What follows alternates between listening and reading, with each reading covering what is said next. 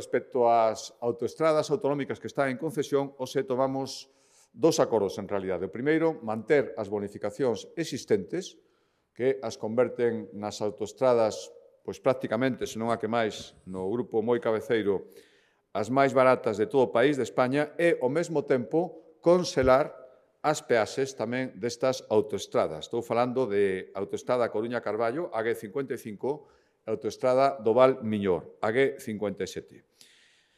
En total son casi 30.000 usuarios diarios que pagarán o mesmo que viñan pagando a toda agora, é dicir, o IPC é asumido polas arcas autonómicas, queda congelado e a tarifa será a mesma que viñan pagando a toda agora, non haberá suba ningunha nas autoestradas autonómicas a partir do 1 de xaneiro.